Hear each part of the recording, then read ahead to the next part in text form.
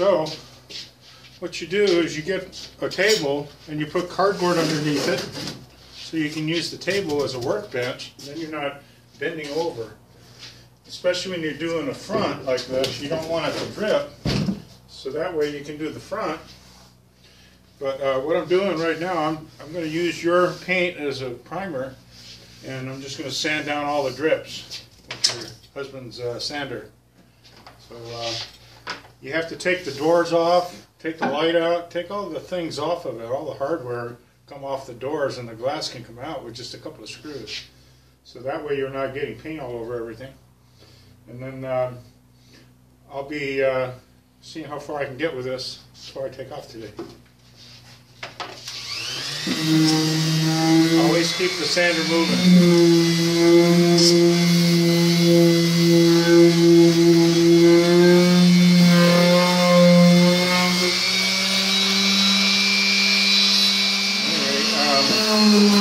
You can feel where it needs sanding. If you can feel it with your fingers, then it's going to show through the paint. That's rough in there, so I'm going to hit that. The main thing is have patience.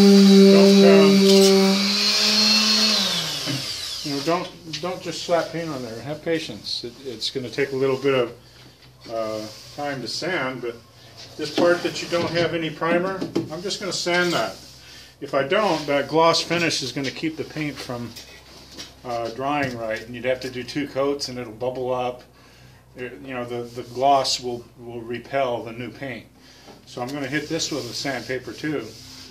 And then especially these rough ends on the bottom of the case. Right here, that whenever there's an end grain, you have to make sure that's super smooth, otherwise it'll look rough with the paint. But should be able to get this sanded by another 20-30 minutes, and a coat of paint on it for you. Okay, that's a neat little sander. I'm going to get me one of these. It reaches into all the little nooks and crannies really good. Anyway, let's see if I can move this back a little bit. There we go. Yeah, don't be afraid to turn the thing on its side if you're going to work on that side, sanding and painting, just so that it's not, you know, gravity is going to cause drips no matter how good a painter you are. So all those drips you had because you're trying to paint that thing standing upright instead of laying it down, and all your surfaces you're painting should be flat so nothing's dripping. Okay, anyway, I go for some more sanding. Okay, all this part that just had a gloss on it, you don't have to sand it way down. All you're doing is removing the gloss. So once it's dull, then and before you paint, we're going to go over it with just a damp, soft rag like a t-shirt material or that sock you gave me. Not so it's soaking wet, but just so it lifts all the dust off, because that'll get in the paint. Okay, so I'm going to do the other side just like this, and then wipe it down, and then we'll do some painting. Okay, this part is the part that's going to be sitting right on top of your other painted cabinet, and of course that'll scratch, so I sanded that real good, especially around the edges, because I rounded them slightly with your sander. But to top that off, I'll put some on there now, but right before you put it back on, make sure that's good and dry at least a few days if you're painting the top of that other cabinet. And then take some bar soap, I found this in your back bathroom, and rub that on the wood. All that does is it fills the pores. You could use wax, but bar soap works fine. Matter of fact, I noticed the drawers on your other cabinet are a little rough. Rub this on any part where the wood makes contact, and then your drawers will slide. It works good as a lubricant. So that's just bar soap. Okay, make sure you get it on the edges, because that's where it's likely to scratch.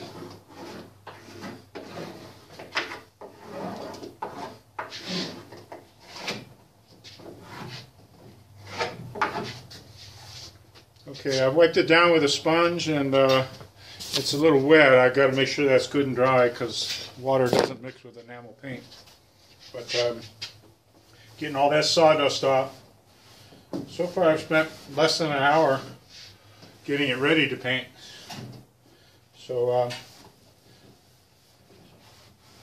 just make sure, you know, if it feels smooth, it's going to look smooth when the paint goes on. This paint I'm using is an enamel. and it's Rust-Oleum. Oh, wait a second, I think they had a different kind. I got this at Ace.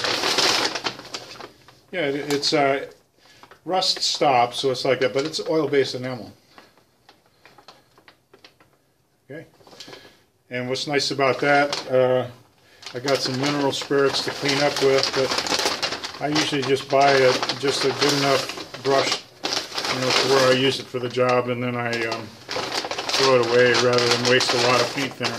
That's just to clean your hands, and if you spill it, you don't need to thin it out of the can, but you do need to stir it really good because it settles. It's been on the shelf for quite a while. So just make sure you stir it from the bottom up, and the pigment, you know, will blend a little better that way. And when I do paint, I'm going to use a brush, and then I bought this small mini rollers, and it's for semi-smooth. But that puts enough paint on it, and it's small enough where it gives you control. This is only about 4 inches. Let's see. Yeah, it's 4 inches. 1/4 inch nap.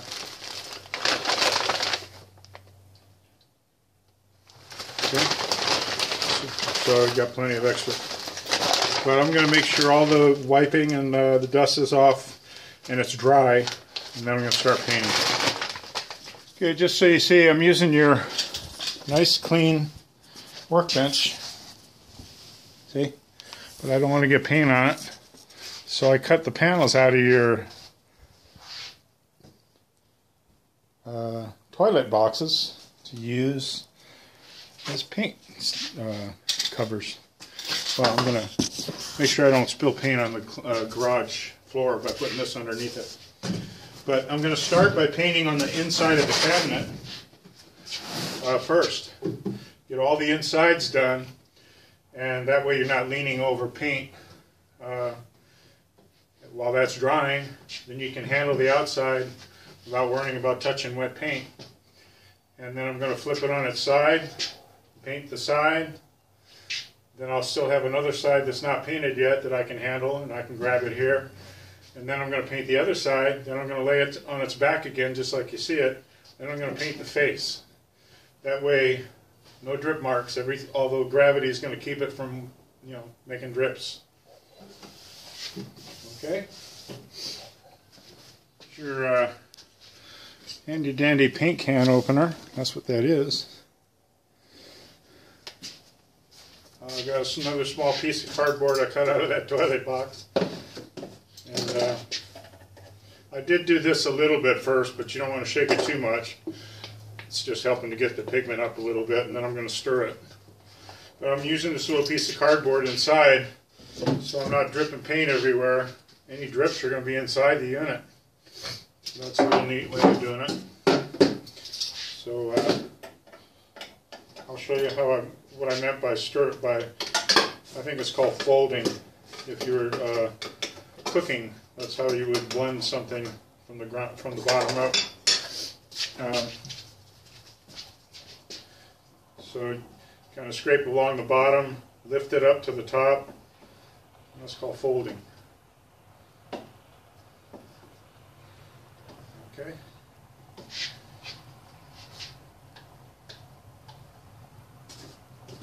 I'm not using a paint pan at the moment. I'm just going to go ahead and pour some in because I've got quite a bit of painting to do in here. I want to make sure I'm not pouring it anywhere that's going to drip out.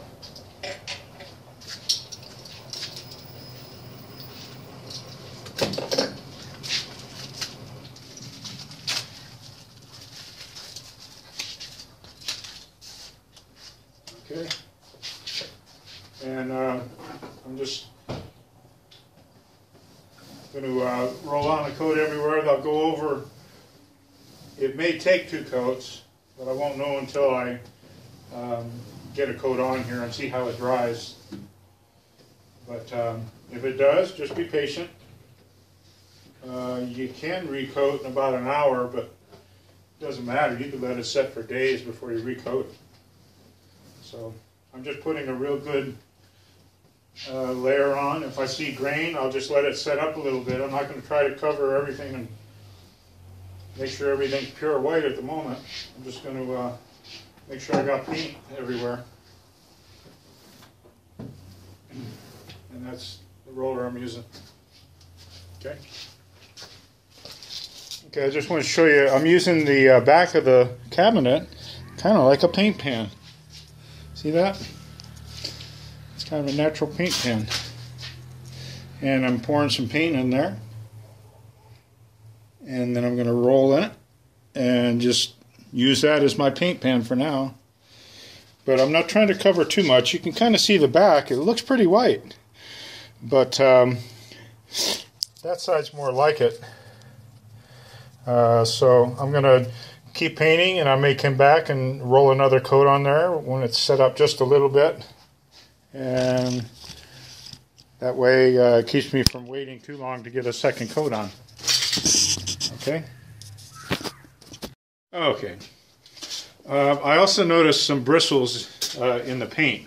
That's from using those cheap black bristles. Spent about $5 or $6. This is a 1.5 inch trim brush, and that's good for enamel paints. It won't go leaving hairs in your paint. Okay. It's not a real expensive brush. I got this from Ace for about $5.59, $5.99, something like that. 2-inch brush, or you can go 1.5.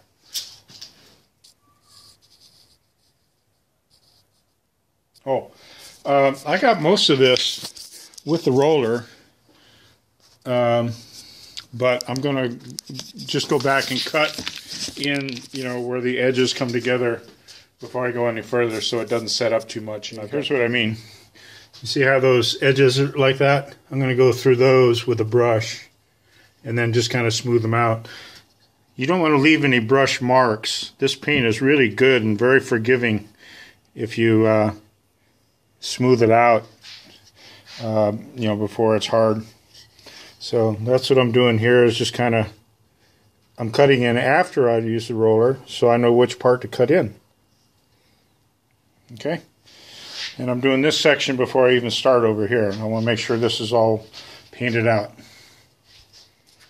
Okay, I've got the top half of the inside done. Just want to give you a little more what I'm doing here. I'm going to do the bottom half, and I'm just going to pour some in there. I know I'm going to use that much. Clean off the can with my brush so I'm not dripping. And now I moved my piece of cardboard over to this side because I'm going to be painting there. Okay, so far just a little bit of paint on my hands. Okay, you'll notice when I'm painting, I'm using the bristles. Notice I don't get paint up there in the quick, because that's tough to get out, and it just makes a mess. Now, I've already painted out this other side, and you just going to have to develop a sense for when it's dry enough to go ahead and put a second coat without it being dry, just so that it's, you know, a little thicker. You'll feel a little bit of resistance, but it should feel pretty smooth when you're painting over the second coat. I did all that before I even started this other half, so you don't have to wait too long. But that should dry nice and solid white with what I did.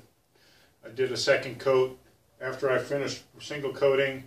The first part of it kind of set up enough to where I could go over it again with some fresh paint. And any wood slats, I'm kind of going over with a brush, because the roller is okay, but the wood slats are kind of nice to see a little bit of brush stroke if you're going to have any. It dries really smooth anyway. It kind of fills in. As the paint dries, the gravity makes it kind of smooth out. So you're not going to really get brush strokes. Okay? Okay. I coated everything on the inside real good. And then I made sure there's no puddles pooling. Anything like that, I go over with a roller and just smooth it out. You don't want any heavy, you know, layers of paint. Then I did the edges over here with a roller. And then you have to remember, you're going to get some over painting on the top edge, so you need to spread those out before they set up. Otherwise, it's going to look bad when it dries. So you just smooth out the edges wherever the paint overlapped. Okay. And then on the inside, if you want to, just kind of go over it one more time. If you see anything that needs rolling, go ahead and roll it before the paint gets set up. Then go on to the next section down here.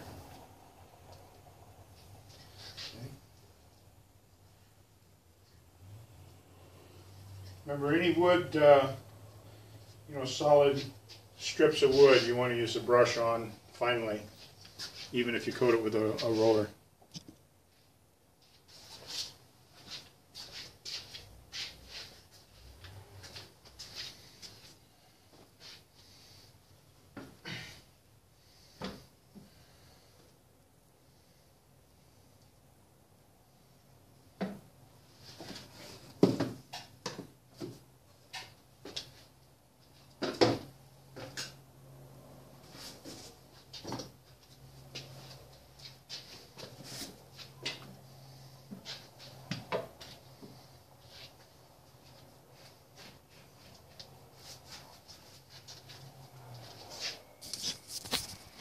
That's where we are so far.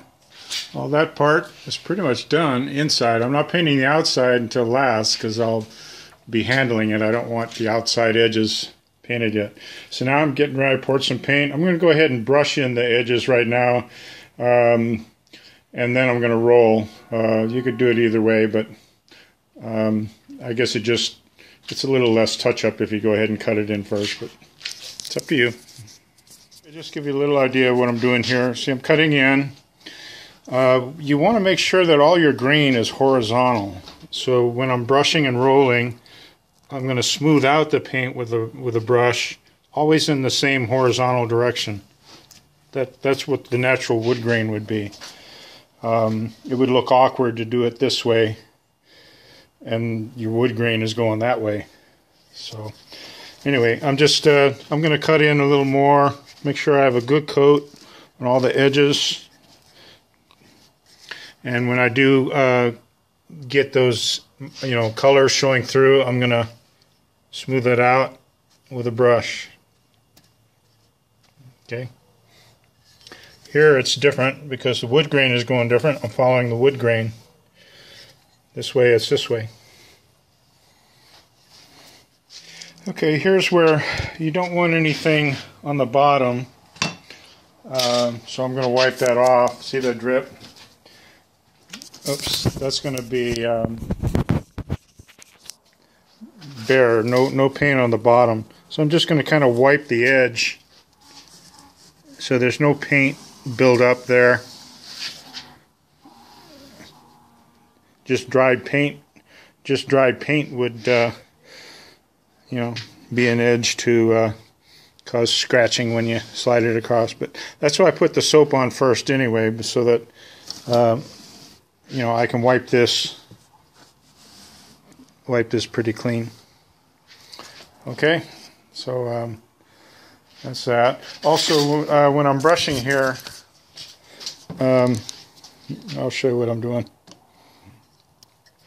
I'm brushing with the grain on the edges here. You see that? Brushing with the grain, filling all the cracks. I'm going a little over on the front, but that's okay. But before I go on to the next part, I want to make sure that I smooth that out so that there's no dry buildup. Always with the grain. Okay. Here, see that how rough that is? I went over it once, but I'm letting the paint kind of fill the pores. That's called end grain. There's the side grain or the long grain. The end is always rough, so you sand it as smooth as you can, but you also have to kind of extra paint it, otherwise it's going to look rough. That's still not done, but I'm doing another coat. I'll come back and do some more. So I'm going to do all these edges first before I even try to do the front. Okay. I did run a coat of paint on that middle one. I'm not going to be handling the cabinet in the middle. But that's part of the reason why I'm not painting the outside yet. It'll get kind of messy if I do. Okay, so I'm just going to finish up these and then go through and do another coat of roller and brush just to make sure I've got a good solid coverage in there. Okay, again, if you're going to use a roller to get the paint on there, that's fine, but you might have to load up your brush just for the final grain. And when you do that, try to go all the way across. That way there's no interruption. And then, since this is a different grain, I've got to smooth this again in the direction of the grain. Whenever you're doing these, remember to go through and spread out any overage, any dripping that went on the inside and outside of that style. I think it's called a style. Alright? And I'm going to put some cardboard underneath so that we don't get the garage paint. I went ahead and I used the brush on those edges. Now that's the same thing as this end grain. Okay? But it's not quite as rough because it's the side. But what I did was I brushed all that, and rather than smooth it out with a brush, I just went over it with a roller. And then I'm going to come back and I'm going to kind of brush that. The thing about wood is people like to see the grain even though it's painted. They like to see any strokes, you know, consistent with the grain of the wood. That's just funny how your mind picks up on that. So we're getting there. Okay, the rest of this, I'm still not using a pan. I'm going to just kind of hold it over the unit and start brushing this wood. Now here you have to make sure that this wood, the grain is this way, on the bottom the grain is that way, and on the top it's going to be that way. So brush in line with the grain in both cases. I'm going to go over it with a roller first, I guess. This brush is good, but it covers good with a roller, and then I can create the grain. It would actually look funny if I didn't go over it with a brush afterwards. It would look kind of stippled, like a wall. You don't want that. You want it to look like wood.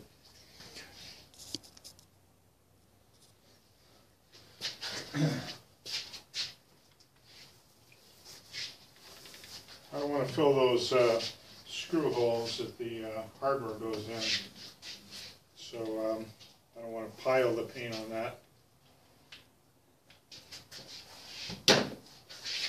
I'm just going to create a little bit of a grain after I roll it. That's it, just drag it lightly. The paint's on there.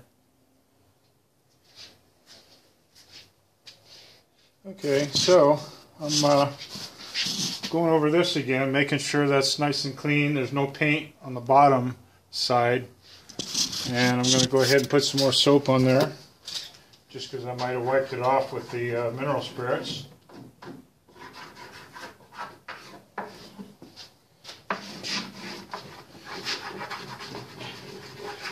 That's just so you don't forget later. That'll keep it from scuffing the other cabinet when you're done. So, let's see where we're at. Okay, that's the bottom. Looks like all sides are good. No drips. As I was painting elsewhere, I had to make sure I didn't drip anywhere. And especially down here, if any drops went on there, it looked like a round circle when it was all done. Okay, I'm going to roll that a little bit right now, just to smooth it out. What happens sometimes when you're going over bare wood like that, well, it wasn't bare, but is the grain shows through just a little bit. I'm going in the direction of the grain, even with the roller. And this is probably better done with just a roller, not a brush, because it's such a broad area. But I'm trying to do the roller the entire length, so I'm not getting ridges, and even a roller can create ridges. I used a brush on this part, that part, this part, that part. All the wood face I used a brush on, and also inside there. the the wood slats. But I used to roller out all the flat spots. The top you don't need to paint, but I did paint that one edge, just so when you're cleaning it, it doesn't feel like it's unfinished. All right. So I painted the sides without tilting it over. I figured I was pretty safe not getting drips. It's by laying that way. It's in the shadows. I'm going to double check that before I call it done. Okay.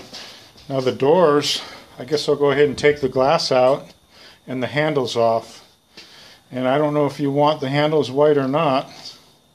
But I'm going to also take off those hinges. Because if you soak those in hot water, hot soapy water, and use a pretty stiff bristle brush, you can get that water-based paint off. Same with the glass. You can scrub it off. I wouldn't use a razor blade. I'd only use a razor blade if you had to on some of the flat areas. But we're going to take the glass panels out so you can paint that wood cabinet. I don't know if I'll get to that today. Alright, we're done. And here's how much paint we used.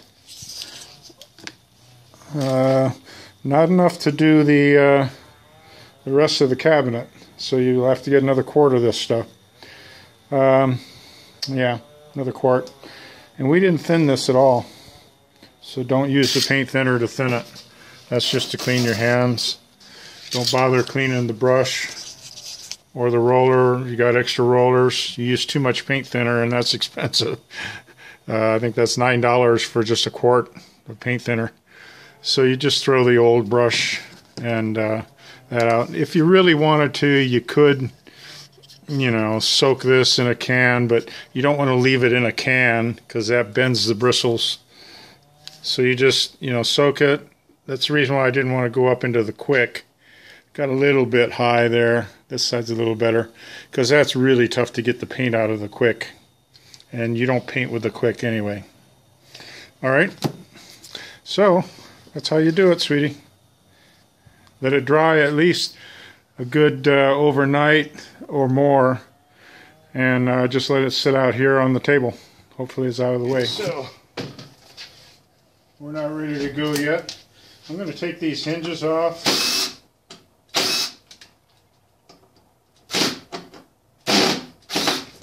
Save the screws over there. They're going to be over there next to the lamp. And because you don't want to use longer screws or anything, you want to use the same screws, same hardware. This allows you to concentrate on the wood grain, not worry about the brush hitting the hardware. A lot of times it looks better with the hardware natural or even a different color. You do that.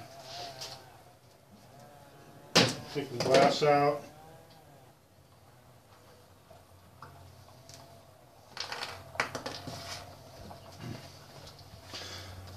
And then clean the glass.